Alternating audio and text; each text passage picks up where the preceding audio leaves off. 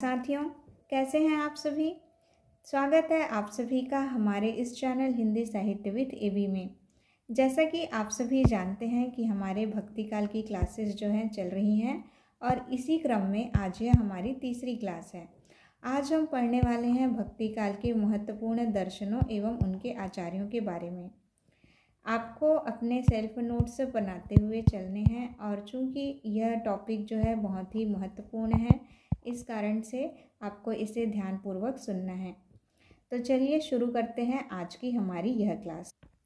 भक्ति काल के महत्वपूर्ण दर्शनों में हमारा सबसे पहला दर्शन है अद्वैतवाद। अद्वैतवाद दर्शन के जो प्रवर्तक रहे हैं वे हैं शंकराचार्य जी। तो अद्वैतवाद दर्शन के बारे में जानने से पहले हम शंकराचार्य जी के बारे में कुछ महत्वपूर्ण बिंदु समझ लेते हैं। शंकराचार्य जी भक्ति आंदोलन के प्रथम प्रचारक रहे हैं। इनका जन्म केरल में हुआ है। चूँकि आप जानते हैं कि भक्ति आंदोलन का प्रादुर्भाव कहाँ हुआ, दक्षिण में ही हुआ था। दक्षिण से उत्तर की ओर आया है। इस कारण से इनके जो आचार्य रहे हैं वे दक्षिण के ही ज़्यादा रहे हैं और आपके जितने भी दर्शन आपको मिलेंगे उनके सभी के आचार्य जो हैं इनका जन्म जो है भारत यानी दक्षिण भारत में ही हुआ है। तो शंकराचार्य जी ये 8वीं शताब्दी के आचार्य हैं, यानी इनका जन्म जो है 8वीं शताब्दी में हुआ है। इनके गुरु का नाम है भगवत्पाद और भगवत्पाद के गुरु का नाम है गौड़पाद बौद्ध। तो आप यहाँ देख सकते हैं कि शंकराचार्य जी का अप्रत्यक्ष रूप से बौद्ध धर्म से संबंध रहा है।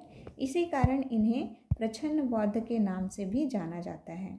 आपसे क्वेश्चन बन सकता है कि प्रछन्न बौद्ध के नाम से किसे जाना जाता है, तो आप कहेंगे शंकराचार्य। शंकराचार्य ने कौन से दर्शन का प्रतिपादन किया, तो अद्वैतवाद। आपसे सही सुमेलन करने के लिए भी इसे पूछा जाता है, इस कारण इसे याद रखेंगे। शंकराचार्य जी ने स्मार्त संप्रदाय का प्रवर्तन भी किया है, ये भी आपका एक इम्पोर्टेंट पॉइंट है। इसके अलावा उन्होंने उपनिषद, ब्रह्मसूत्र व गीता भाष्य भी लिखे हैं। इन्होंने जिस दर्शन का प्रवर्तन किया है वह है अद्वैतवाद दर्शन।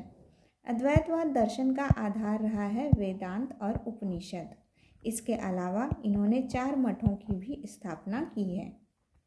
तो चलिए अब हम बात कर लेते हैं हमारे अद्वैतवाद दर्शन के संबंध में महत्वपूर्ण बिंदु।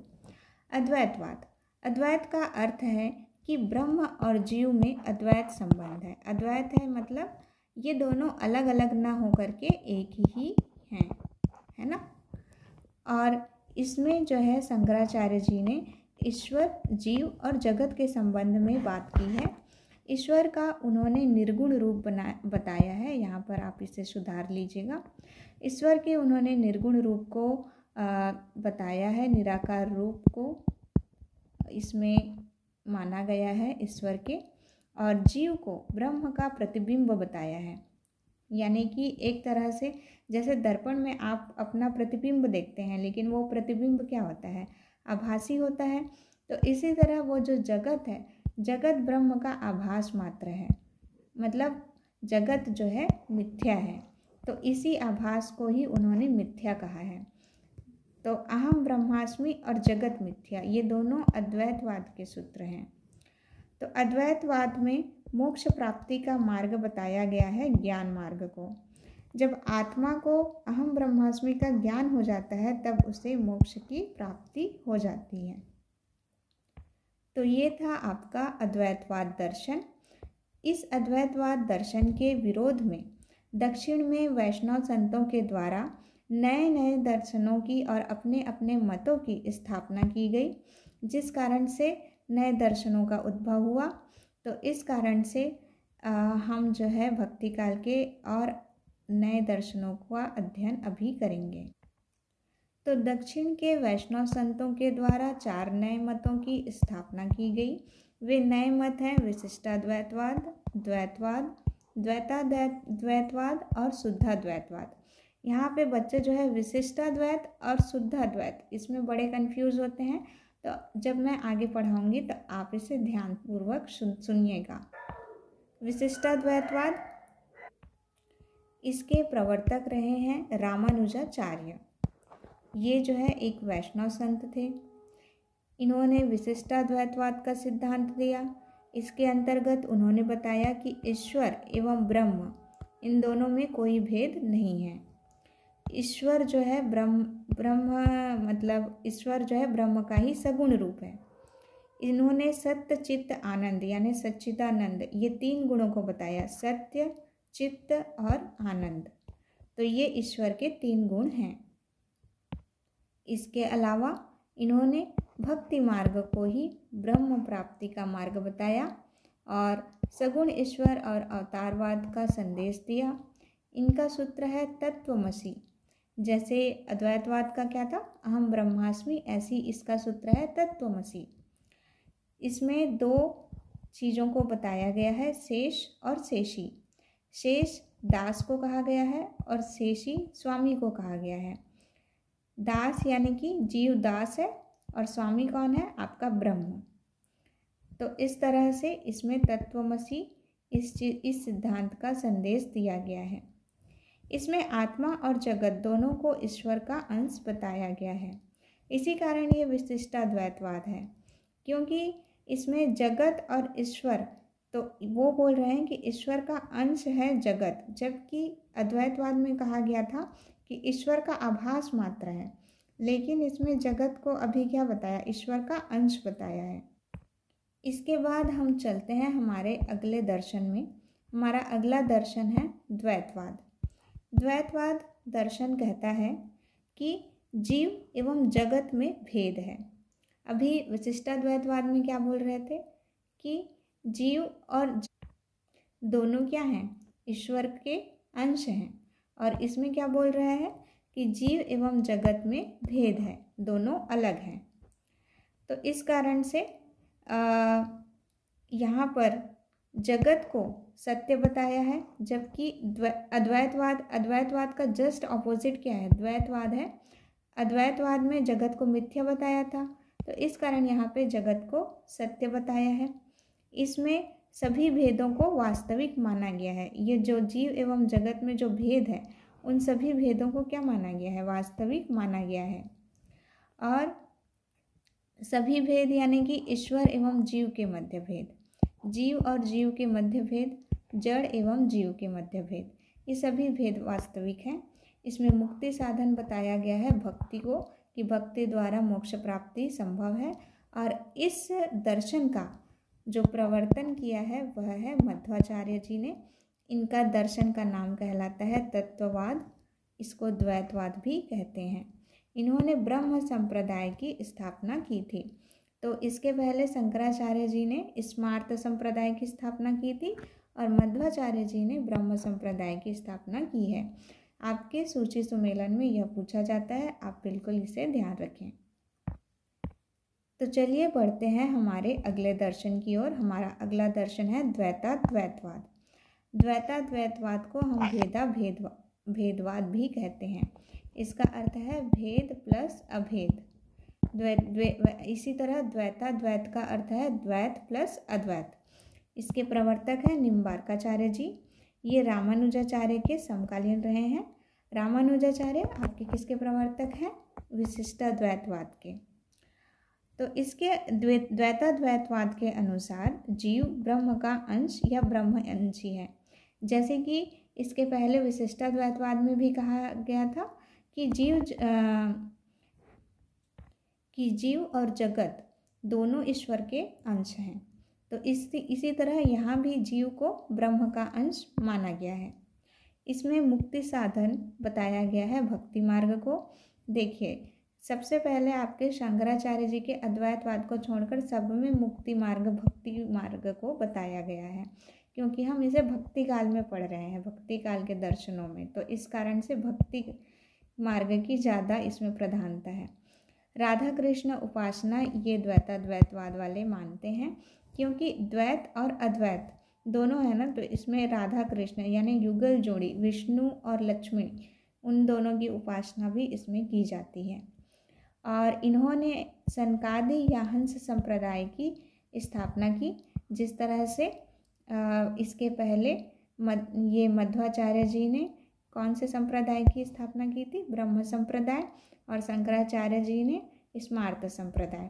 तो इसी तरह इन्होंने यानी कि आपके निम्बार्काचार्य जी ने हंस संप्रदाय या सनकादि संप्रदाय की स्थापना की है। इसे आप नोट डाउन करते हुए चलिए। एक कॉलम बना लीजिए, एक तरफ लिखिए आचार्य और एक तरफ लिखिए संप्रदाय। इसके बाद हम बात कर लेते हैं आपके नेक्स्ट दर्शन की, शुद्धाद्वैतवाद। शुद्धाद्वैतवाद दर्शन के प्रवर्तक रहे हैं वल्लभाचार्य जी। इन्होंने विष्णु स्वामी संप्रदाय की स्थापना की। तो इस तरह आप देख रहे हैं कि बहुत सारे संप्रदायों को भी हमने पढ़ लिया है। इसे आप नोट डाउन करते हुए चलिए। इसमें बताया गया इस दर्शन के अंदर कि ब्रह्म जो है शुद्ध है, यह माया से अलिप्त है, यानी माया से जुड़ा हुआ नहीं है, माया मोह से लिप्त नहीं है।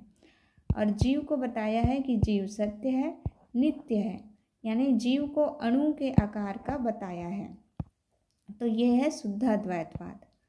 और इसमें भी सत्य चित आनंद ये वाला सूत्र दिया गया है। ये आप देख सकते हैं कि इसके पहले भी इस वाले दर्शन में यानी विशिष्टाद्वैतवाद में कहा गया था ईश्वर सगुण है, इनके 3 गुण हैं सत्य चित और आनंद। इसी तरह शुद्धाद्वैतवाद में भी कहा गया है सत्य चित आनंद। जीव और जगत दोनों क्या हैं? शुद्ध हैं, इसीलिए तो वो शुद्धाद्वैत कहलाया है। और ईश्वर भी शुद्ध है, जीव भी शुद्ध है, जगत भी शुद्ध है। इन्होंने पुष्टि मार्ग की स्थापना की भक्ति काल में। इन्होंने मुक्ति का साधन बताया है विष्णु भक्ति को। ठीक है, तो आप जो है इन सभी दर्शनों को कॉलम्स में एक जगह इकट्ठा कर लीजिए। इस तरह से आपके ये होमवर्क है। एक तरफ लिखिए दर्शन, है ना, और एक तरफ लिखिए गुण। तो जैसे अद्वैतवादी दर्शन है तो इसमें ब्रह्म को निर्गुण माना है, जगत को मिथ्या माना है, जीव को ब्रह्म का प्रतिबिंब माना है। इसके प्रवर्तक हैं शंकराचार्य जी। इसमें ब्रह्म प्राप्ति का माध्यम है ज्ञान मार्ग। इसका सार क्या है? अहम ब्रह्मास्मि जगत मिथ्या। और क्या बोला है कि ईश्वर और जीव दोनों में कोई भेद नहीं है, दोनों एक ही हैं। तो ये हो गया इसका सार। इसी तरह द्वैतवाद इसका जस्ट अपोजिट। तो इस तरह से आप ये सारे कॉलम्स हैं उसको भर लेंगे, है ना।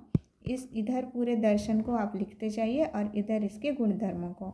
इस तरह आपके एक पेज में अपना सेल्फ नोट्स बन करके रेडी हो जाएगा और आपको रिवीजन करने में भी आसानी होगी।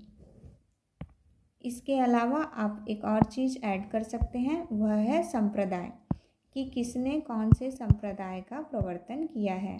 जैसे आपके सनकादि, हंस और जो भी ब्रह्म संप्रदाय, स्मार्त संप्रदाय।